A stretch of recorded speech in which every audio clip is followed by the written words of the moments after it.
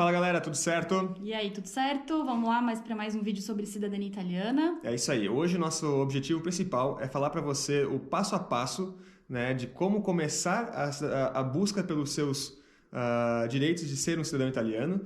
E nós vamos fazer uma série de vídeos, e esse é o primeiro vídeo, onde nós vamos falar o primeiro passo, como destrinchar até o final, onde você chega na Itália e requer sua cidadania italiana. Então, vê esse vídeo, se você gostar dele, compartilha com alguém que está buscando saber um pouco mais sobre a cidadania italiana, que a gente sabe que tem bastante gente querendo, tem bastante gente que tem esse direito, e às vezes falta informação, então se você achou interessante, curte, compartilha e aproveite e já siga a gente também. Isso aí, a gente resolveu fazer esses vídeos, essa série de vídeos do passo a passo, porque a gente sabe que é muita informação para reunir tudo num vídeo só, então a gente vai agora detalhar cada parte do processo, da forma como a gente fez para conseguir a nossa cidadania italiana. Nós fizemos tudo sozinhos, então acabamos de receber a cidadania, tá tudo bem fresquinho na cabeça, a gente passou por cada processo. Então é essa forma que a gente quer tentar ajudar o maior número de pessoas possível para também conseguir chegar no seu tão sonhado antenato italiano e requerer a sua cidadania italiana. É isso aí. E não é tão difícil quanto imagina, mas às vezes pode ser um pouco mais trabalhoso caso falte algumas informações. Então, para começar, o que a gente precisa fazer quando a gente quer ser cidadão italiano ou se a gente acha que a gente tem direito de cidadania italiana, qual que é o primeiro passo? Bom, se você não faz nem ideia de quem seja a pessoa da sua família que veio da Itália, se você não teve contato com alguém que te contou alguma história sobre isso, a primeira dica que a gente dá, que é a mais fácil, é conversar com os seus familiares. É a forma mais tranquila, foi assim como a gente fez, né? A gente começou a conversar com os nossos avós, com os nossos tios, para entender a origem da família, porque muitas vezes quando a gente é mais jovem, a gente não dá muito valor para isso, não pergunta muito, mas chega na hora que precisa, então a gente foi atrás disso. Então conversem com seus familiares, tentem perguntar para os mais velhos se eles lembram de alguma história, e nesse momento cada informação é importante, cada detalhe. No meu caso foi assim, tinha um ponto que a gente não estava conseguindo achar uma informação referente ao meu antenato italiano, e em determinado janta de um final de ano, eu cheguei pro meu tio e falei, pô tio, a gente parou aqui, não vai mais, pô, tu ficou tanto tempo com o vô, como é que era, o que ele falava? E aí meu tio falou, ó, meu pai falou que o pai dele falou que o vô dele veio de tal lugar e que ele nasceu em tal... Ele sempre falava que ele nasceu em tal cidade, mas essa cidade não existia mais, que mudou de nome.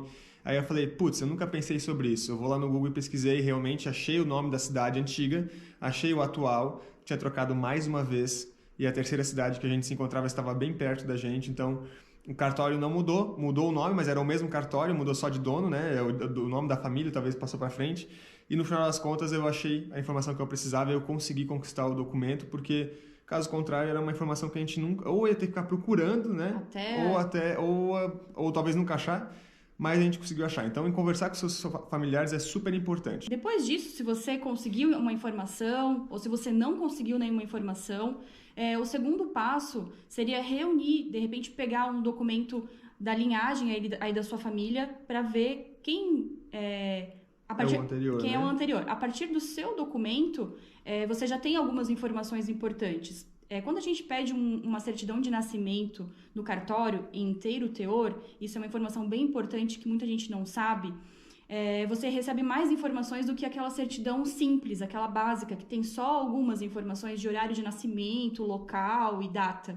A certidão de inteiro teor fala quem são os seus pais, aonde eles nasceram. Onde eles casaram. Aonde eles se registraram. Exatamente. E aí, com o conhecimento desses registros civis onde eles fizeram, e aonde eles foram, por exemplo, batizados ou casaram, você entrando em contato com aquele registro civil, você vai conseguir ter outras informações a respeito deles. Então, você chegando, digamos, naquele registro civil, pedindo o documento do seu pai ou da sua mãe, naquele registro em inteiro teor, vai conter a informação do seu avô, no caso, o pai do seu pai.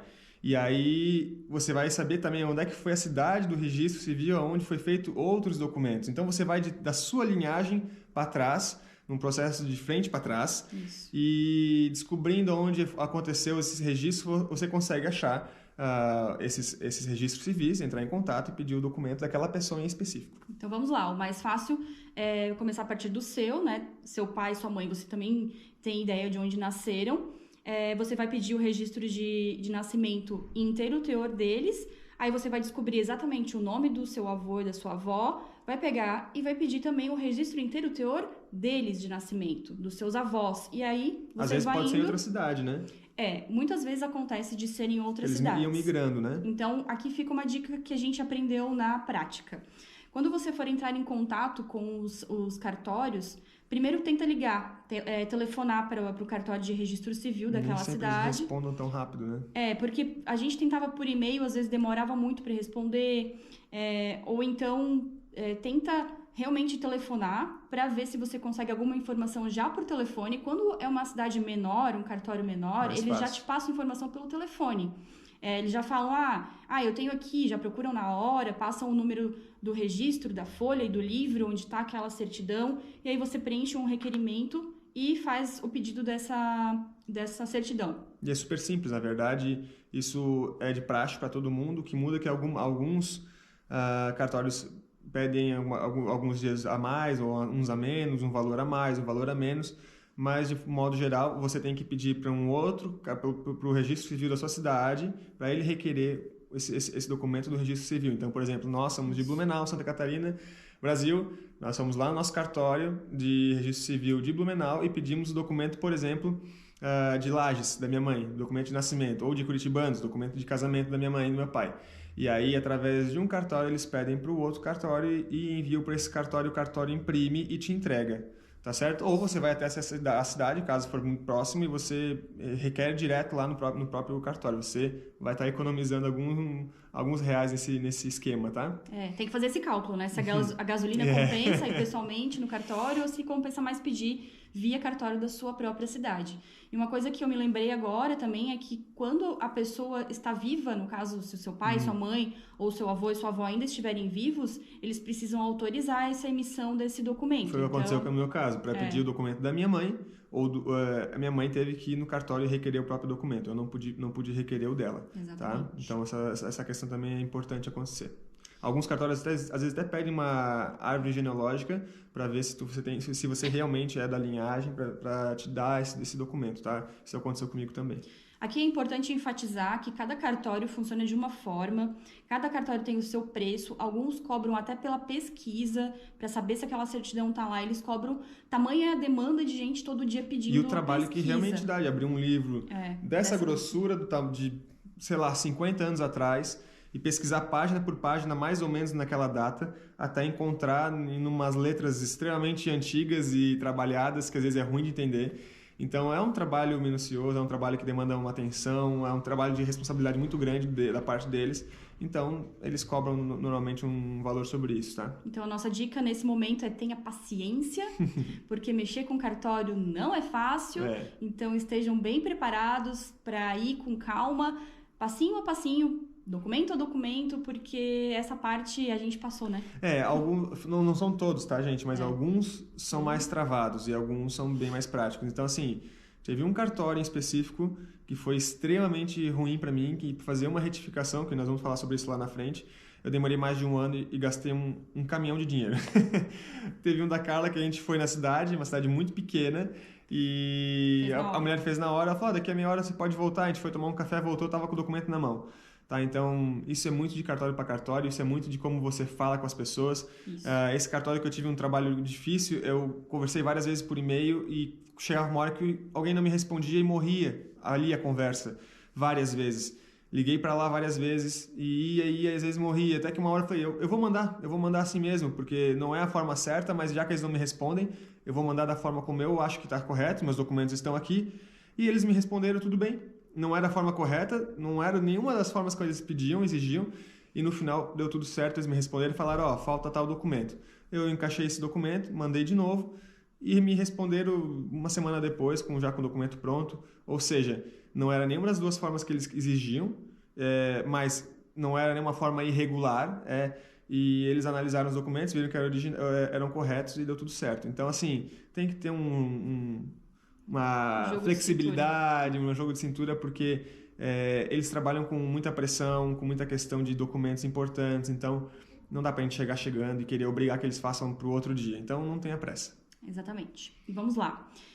Se você também precisar de mais informações que você não conseguiu com a sua família, não conseguiu com os cartórios, existem alguns sites que podem te ajudar nessa pesquisa. Nós vamos escrever aqui embaixo e deixar na descrição para você, tá bom? Exatamente. O Family Search é um bem famoso que muita gente utiliza.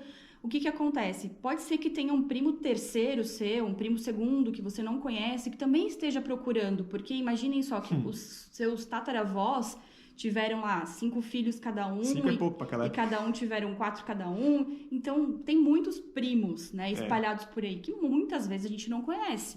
Então, pode ser que tenha um primo seu que também está procurando documentos, está procurando informações sobre isso, e ele já tenha encontrado alguma coisa, e as pessoas vão alimentando esse site com essas informações. Então, você entra lá, se cadastra, coloca lá o seu nome. Não paga nada, tá nesse site. Vai colocando as suas informações, até que chega num ponto em que você encontra outras pessoas da família que também já alimentaram aquele site, e pode ser que seja realmente o mesmo ascendente, né, da sua família italiana. Por exemplo, eu consegui com o meu italiano que veio pro Brasil, e achei 3 pesquisas sobre ele, 2 estavam bem fraquinhas, não tinham nada, mas uma em questão eu não analisei mais, já faz mais de 4 meses que eu não olho, faz uns 3 meses que eu não olho. E de repente, quando eu vi, tinha lá 3, 4 linhagens abaixo, mas não tinham o nome do meu bisavô, por exemplo, né? Mas tinha o irmão do meu bisavô, um outro irmão, uma outra irmã, e depois, foto, né? e tinha foto, inclusive, do meu tataravô, tá? Então, assim, é muito interessante de ver. E aí passou... Isso foi lá atrás, bem lá atrás, tá? Bem antes de a gente ir para Itália. Aí chegou uma época aqui na Itália que eu precisei procurar mais uma vez. Eu entrei e já estava gigante aquela árvore genealógica, tá? Então, pasme, né? Na verdade, não só isso tinha para baixo, mas como tinha para cima. Tinha 5 gerações antes do meu tataravô. Quase chegou lá no... Cheguei em 1700, se eu não me engano, tá? A linhagem. Então, assim, tem muita informação bacana que a gente consegue ir buscando, que as pessoas vão alimentando nesse site. É o Family Search, esse site mais a gente uma vai vez tá aqui embaixo, tá? Na descrição também. Procurem, dá para anexar informações, dá para anexar fotos, dá para anexar várias coisas lá e é bem bacana. Então, se finalmente você chegou no seu ascendente italiano, né? Você descobriu quem é a pessoa que veio da Itália, que tem o italiano na sua linhagem, aí sim você tem realmente que saber se você tem o direito ao reconhecimento da sua cidadania italiana, tá? Porque tem algumas exceções. De forma geral falando, todo mundo que é descendente de italiano tem direito ao reconhecimento da sua cidadania, porque ela é passada via sanguínea, não precisa ter o sobrenome italiano, né? Então, sendo descendente, você já teria o seu direito. Porém, algumas exceções existem por causa de algumas leis que foram criadas e modificadas, algumas histórias, alguns territórios que se dividiram aí no meio do caminho, e a gente vai falar para vocês quais são as exceções. Então, a primeira exceção no caso de ter uma mulher italiana na sua linhagem, tá? Então, você chegou lá, de repente, na sua bisavó, que era a filha do italiano, enfim, ou ela era italiana. Quando você tem uma mulher na linhagem, existe um ponto de divisão de uma lei, que é 1948, até quem já está pesquisando já deve ter ouvido falar. Então, os filhos de mulheres nascidos após 1948 têm direito à cidadania italiana. Mais uma vez, os filhos de uma mulher que nasceu após 1948 têm o direito normal de pedir a cidadania italiana. E os filhos dela que nasceram antes não teriam esse direito. Porém, a gente sabe de muitas histórias que você consegue isso via judicial. Então, se você encontrou uma mulher na sua linhagem, não se desespere. Provavelmente tem como fazer via judicial. A gente não sabe como funciona, porque não foi a forma como a gente fez. A gente fez via administrativa na Itália, mas dá para fazer. De forma geral, você vai entrar em contato com um especialista, um escritório de advocacia, especialista nessa área. Ele vai reunir seus documentos, vai entrar em contato com outro advogado na Itália, e aqui na Itália eles vão fazer todo o processo judicial. Custa muito mais, mas é uma maneira de fazer, porque existe essa possibilidade, tá bom? E o segundo caso é no caso da não naturalização, né? Que os nossos antepassados, quando eles foram para o Brasil, eles tinham um prazo para ir até o consulado, caso eles quisessem abdicar da cidadania italiana deles e assumir somente a cidadania brasileira. Muitos não fizeram isso, graças a Deus, né? A maioria a gente não conhece nenhum caso de que isso tenha acontecido. Nunca ouvi falar que, o meu trisavô fez isso. Abdicou. Não, todos eles continuaram. Acho que eles estavam mais preocupados em trabalhar e botar comida na mesa do que assinar um documento. Então, graças a Deus, a maioria não assinou esse documento e continuou sendo italiano e transmitindo a cidadania aos seus descendentes, tá? Existe um site para você pesquisar isso, é bem simples, é o site do Ministério da Justiça. Vai estar aqui embaixo também na descrição. Você coloca lá o nome, se você já tiver o nome do seu antenato italiano, e lá vai dizer se ele foi renunciar ou não. E se você tiver nessa questão de procurar, porque você precisa, é um documento que você também precisa imprimir, traduzir e apostilar. Então, vamos falar isso mais para frente. Mas, por exemplo, o meu italiano se chamava Fortunato Merlo, com O. E chegou um momento que passou a ter U, Fortunato. Mas ele também, no nascimento dele, era Fortunato Ângelo Merlo. Né? A de casamento, a de óbito mudou, virou só Fortunato Merlo. Então, quando você vai pesquisar sobre esse italiano, nesse site, você tem que botar todas as possibilidades. Então, eu botei o Fortunato Merlo com O Fortunato Merlo com U, botei o Fortunato Ângelo Merlo com O, Fortunato Ângelo Merlo com U. 4 possibilidades para que o site analise, porque de repente capaz de vai que ele foi lá por acaso e usou um outro nome naquele dia, né? E aí, quando você chega na Itália, você não pode ter esse direito porque ele assinou. Então, já coloca tudo certinho antes, o site já responde na hora, imediatamente, tá? E aí, a gente vai falar um pouco mais sobre isso mais na frente. Isso. Tá bom? E uma outra exceção também, que é o caso das pessoas, dos italianos em que vieram da região de Trento. Que é a galera que veio lá de Trento e foi para nossa região, a região sul do país, normalmente, né? Muitos, né? Na verdade, ali até uma grande coincidência, porque muitos dessa região foram para nossa região do sul do Brasil. Porque antigamente essa região de Trento fazia parte do Império Austro-Húngaro. E aí, esses descendentes, esses italianos que foram para o Brasil, não transmitiam a cidadania italiana porque eles faziam parte de outro país. Então, tem uma questão ali que até uma certa data era aceito, mas depois a lei mudou e eles passaram a não aceitar mais. Não sei também se via judicial acontece de conseguir reverter esse caso. A gente já ouviu falar que teve pessoas que conseguiram, que tem pessoas que estão conseguindo, tem pessoas que não conseguem mais. Isso vai variar de acordo com a data que o italiano também veio para o Brasil, né? Isso, a gente sabe que se o italiano foi depois de 1920, tá dando certo para conseguir a cidadania italiana, a pessoa ainda tem o direito. Mas se ele foi antes disso, parece que não. Então é uma questão ali também um pouco mais complicada. E de qualquer forma, a via judicial vai ser o mais indicado nesse caso. E aí, mas a gente já sabe de casos que foi por via judicial e foram também que foram até a Itália e resolveram fazer que nem a gente, a cidadania italiana, e deu certo. Então, assim, esse caso específico da galera de Trento vale a pena entender, ir atrás, procurar os seus direitos certinho. Não é tão difícil, mas pesquise um advogado que vai te dar condição de ter essas informações para você não ficar gastando tempo e energia numa coisa que às vezes não pode dar certo ou uma coisa que às vezes você tem direito, sim, de requerer sua cidadania italiana. E é isso aí, esses são os primeiros passos, então, para você começar a sua pesquisa sobre montar aí a sua árvore genealógica, né, que olha, eu vou falar para vocês, foi um processo bem estressante pra gente, mas também foi muito prazeroso, porque você vai descobrindo as histórias, vai descobrindo... Foi estressante por causa desse meu único caso que demorou tanto tempo, tá? Porque o resto a gente conseguiu tirar de letra, assim... Esse que foi mais demorado. Parece um bicho de 7 cabeças, como a gente sempre fala, mas não é. E é bem legal. Você vai vendo, você vai descobrindo as histórias da família, você vai na cidade buscar um documento, ver onde o seu bisavô casou. Você vê onde é que às vezes ele está enterrado, que foi o caso da Carla, que a gente encontrou. Não tinha data ali. O túmulo do meu italiano tá lá. Eu falei, cara, ele tá aqui embaixo, tipo, né? O cara que veio lá da Itália, que teve teu bisavô, que teve teu avô, que teve tua mãe. E nós estamos aqui hoje buscando o direito de requerer nossa cidadania através dessa pessoa que cruzou o Atlântico durante 4 meses para chegar aqui num lugar que não tinha nada. Então você começa a dar um pouco mais de valor para essa cidadania italiana e entender um pouco mais das suas origens. Da sua história. E a gente acaba curtindo esse processo de uma maneira diferente. Isso, curtam o processo, tá? Porque é um processo longo. A gente ficou 2 anos aí nessa saga. Tem gente que demora mais, né? Eu acho que no final vale muito a pena. Hoje, claro, a gente está com a cidadania na mão, né? Mas... E assim, não é como a gente sempre fala, não é um bicho de 7 cabeças, porque o meu requerimento demorou 1 ano para eu conseguir arrumar essa letra do Fortunato pelo Fortunato. A Carla fez 6 ou 7 requerimentos em questão de 20 dias. Então cada caso é um caso. Cada caso é um caso, tá? É bem assim mesmo. Espero que vocês tenham gostado desse vídeo. Se inscreve nesse canal se você ainda não é inscrito, para ajudar a gente a ajudar mais pessoas que estão tentando buscar a sua origem aí, a sua cidadania italiana.